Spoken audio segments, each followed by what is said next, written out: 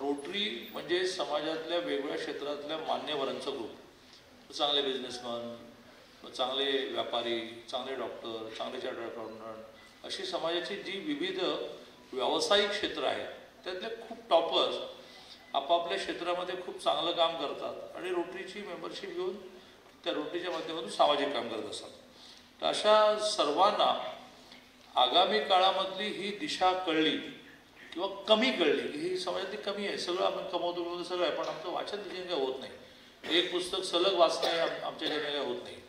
अशा काळामध्ये अशा संमेलनाच्या माध्यमातून साहित्याची रुची निर्माण करणं, साहित्यातला आनंद त्यांना देणं की यात केवढा मोठा आनंद आहे, पैसे कमवण्याचा आनंद असतो, याच्यात खूप मोठा आनंद आहे, असा आनंद त्यांच्यापर्यंत पोहोचवण्याचं काम करणारं हे साहित्य संमेलन या ठिकाणी भरवलं आहे.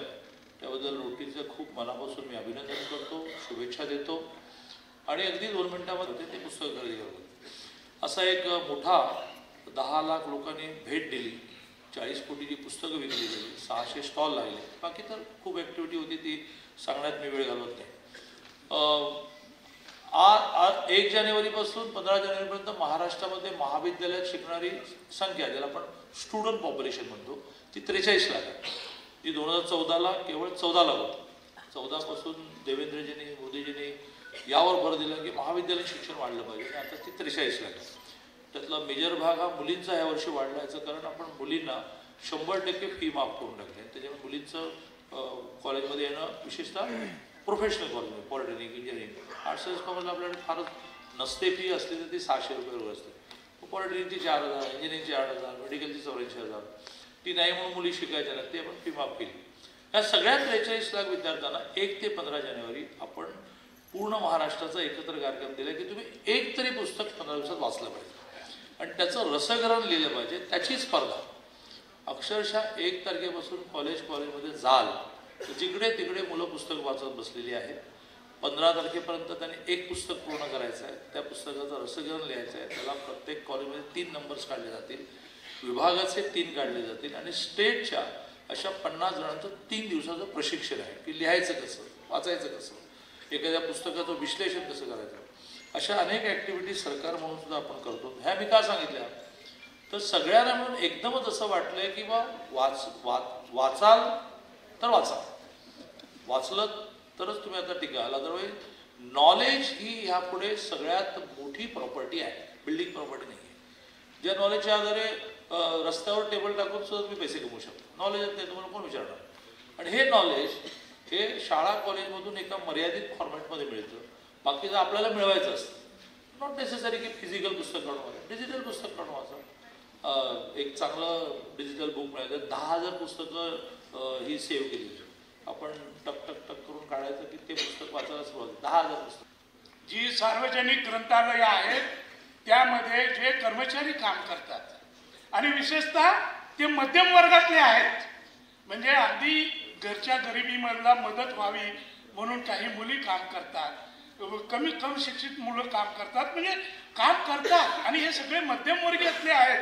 कुणाच्या नवऱ्याचा ॲक्सिडेंट झालेला असतो, घरात कोणी कमवणारं नसतं, अशा गरजू महिला ह्या विशेषतः सार्वजनिक लायब्ररीमध्ये काम करतात आणि त्यांचा दर महिन्याचा पगार 2,223 आहे. म्हणजे आज सुद्धा महाराष्ट्र शासनामध्ये आपल्या राज्यामध्ये ग्रंथपालाला दिवसाला 75 रुपये मिळतात. तुम्ही साधी मिसळ खावा हो, ते मिसळचे किती पैसे भरावे लागतात. म्हणजे जगामध्ये जागतिक कसलं रेकॉर्ड होईल की एवढा कमी पगार मिळायचं. बांधकाम खात्यातला मजूर त्याला सुद्धा दिवसाला 500 ते 600 रुपये आज मिळतात. म्हणजे गिनीज बुकमध्ये हे रेकॉर्ड व्हावं अशा परीची ही परिस्थिती आहे. आणि म्हणून मला अगदी शासनाला सांगायचं आहे, कुठल्या एखाद्या राजकारणावर किंवा पक्षावर मी टीका करत नाही. गेल्या 25 वर्षात तुम्ही आम्ही माय मराठीला ही अवनती आणलेली आहे. 35 वर्षापूर्वी शिरवाडकरांनी मंत्रालयाच्या दारामध्ये माय मराठी उभी आहे आणि तिच्या अंगावर लखतर आहेत असं सांगितलेलं होतं. ती लखतर कमी झालेली नाही हे आपल्याला मान्य करावं लागेल. कुठल्या गोरगरीब महिलांना पैसे मिळत असतील तर दुःख बाळगण्याचं मला काही कारण नाही आहे. लाडक्या बहिणींना तुम्ही पैसे द्या, पण मराठी भाषेसाठी, संस्कृतीसाठी काम करणाऱ्या, दिवसभर राबणाऱ्या बहिणीचा पहिला विचार करा. एवढा केला तर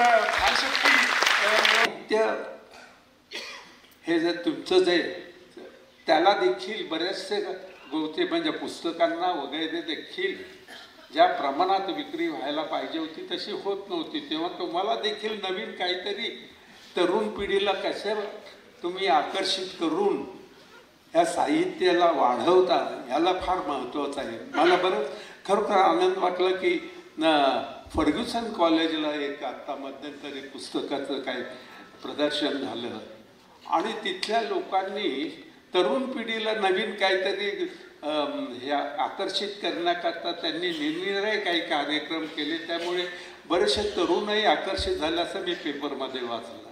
म्हणजे हे ज्या नवीन ज्या गोष्टी पूरक असतील ज्यामुळे की त्याची वाढ होईल त्याकरता प्रयत्नशील राहणं हे फार महत्त्वाचं एक चॅलेंज आहे आता मराठी लोकांपुढं. आणि मला खरोखर आनंद